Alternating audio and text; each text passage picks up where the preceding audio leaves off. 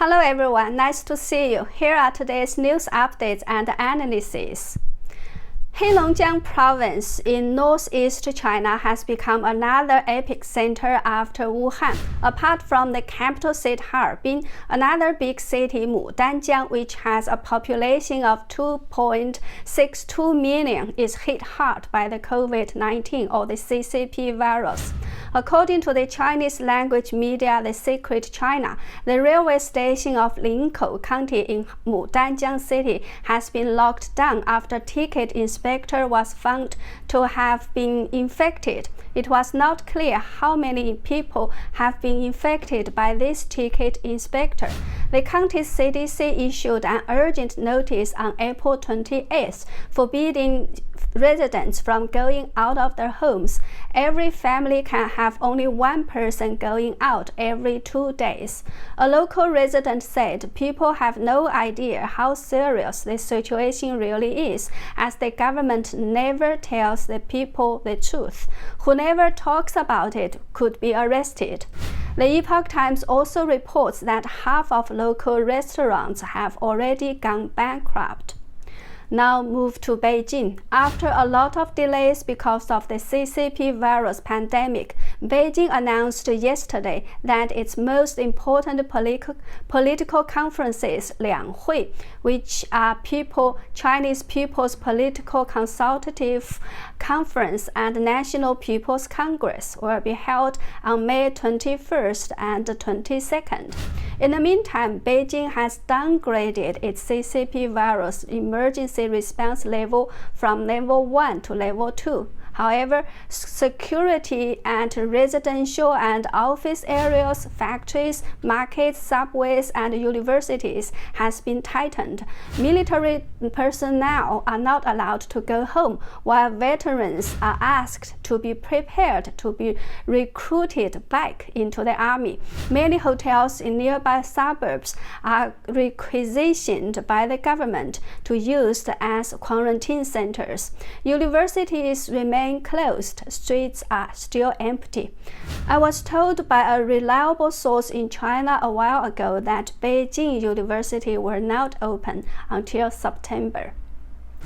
While the CCP virus has not gone away, another highly contagious disease, African swine fever, one that affects livestock, is reappearing, raising questions about the accuracy of CCP's reporting.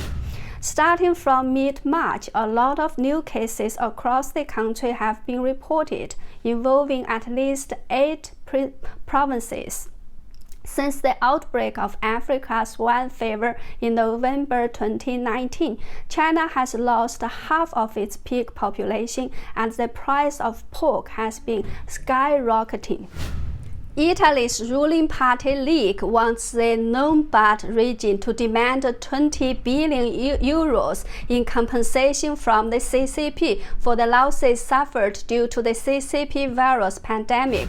Opposition party Forza Italia also wants to demand the same amount on behalf of the Veneto region, which is also hit hard by the CCP virus. On April 21st, an NGO called One Europe launched a website and a class action lawsuit against the CCP, demanding over 100 billion compensation. On April 28th, Zhangjiakou City in Hebei Province, which is next to Beijing, launched an armed patrol ceremony. Heavily armed police forces equipped with submachine guns and anti-tourist vehicles showed their muscles in the city's main streets.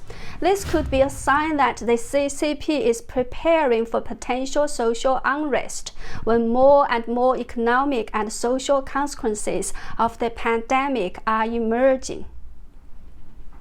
A residential committee in Fujian province in China is asking its residents to report and register information of their Taiwan relatives. A notice issued by Liandong community in Longyan City on April 27th says any residents who have relatives in Taiwan need to go to the authorities to register. Relatives include immediate family members and collateral relatives such as grandparents, parents, foster parents, spouses, sons and daughters, grandsons and daughters, brothers, sisters, aunts, uncles, cousins, nephews, nieces, as well as in-laws.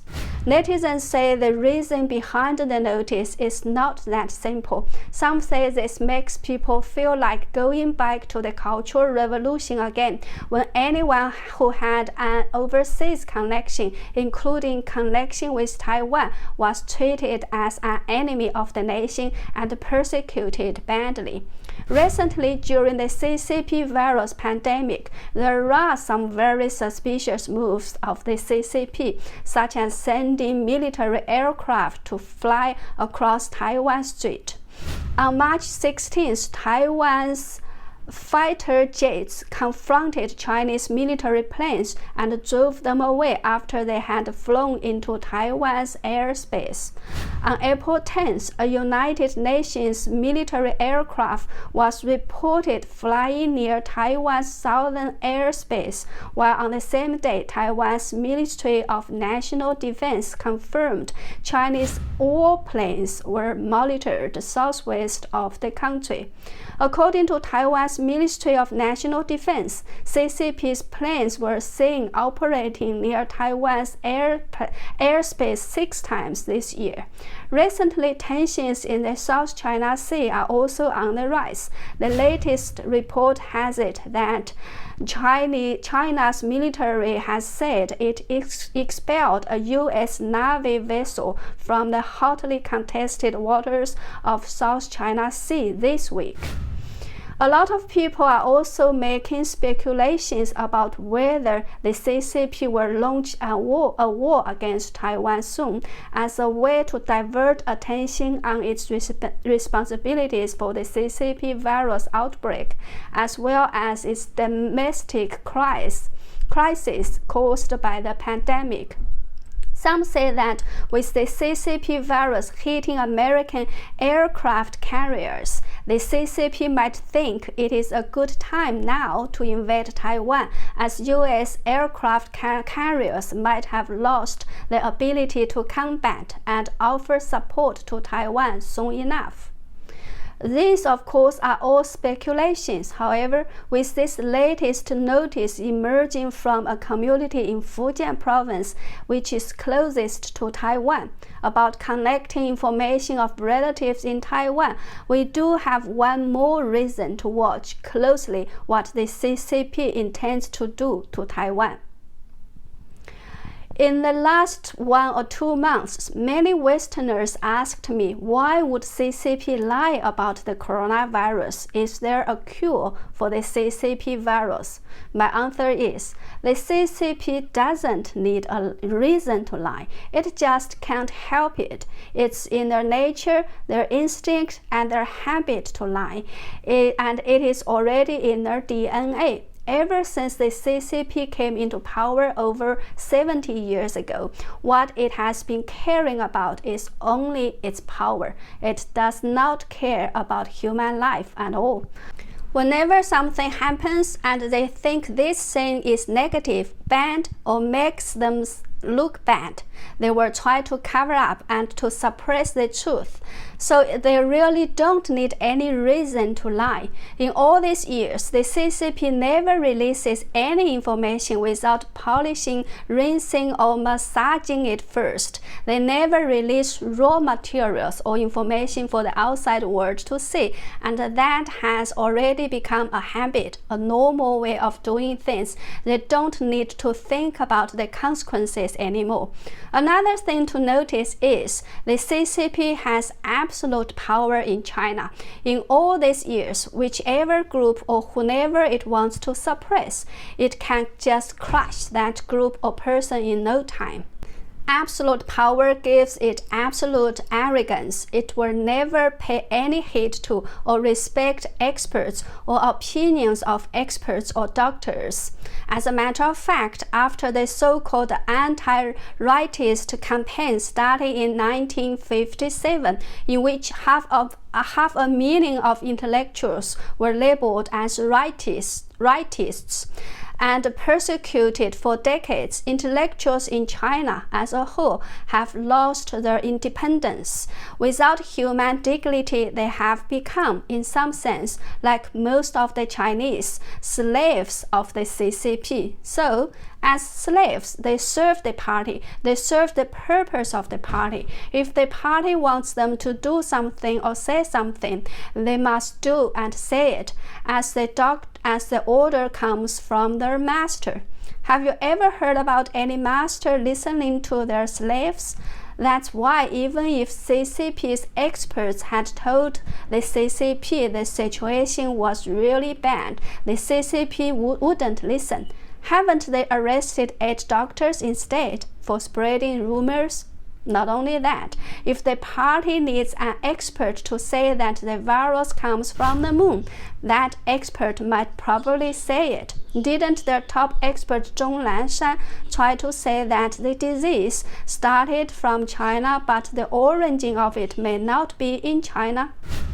By the way, after chosen by the CCP to admit that the CCP virus is transmissible among humans, Zhong Lanshan led a group of frontline soldiers in white uniforms to join the CCP and pledged their loyalty to the party recently on March 2nd.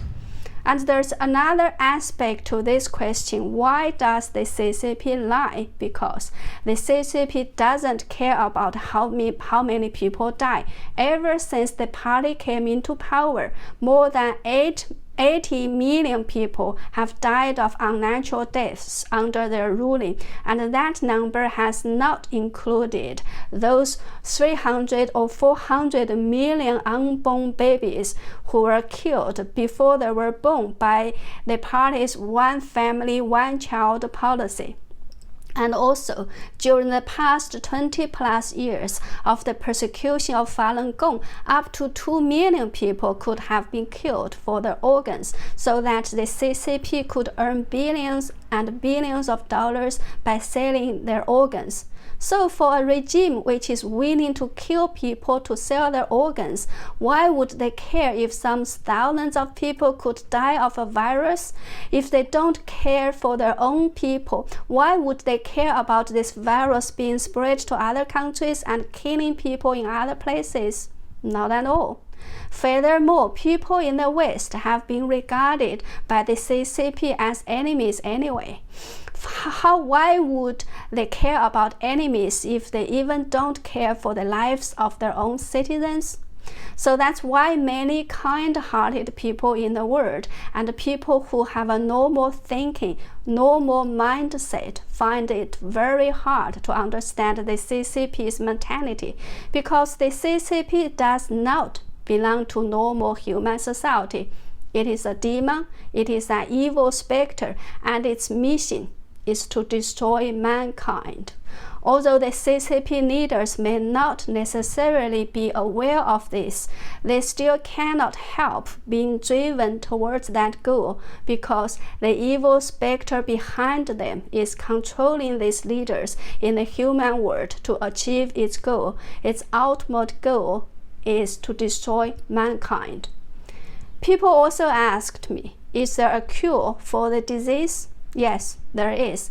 And the cure is to see through the evil nature of the CCP and to say no to it and to stop it from doing evil to destroy mankind.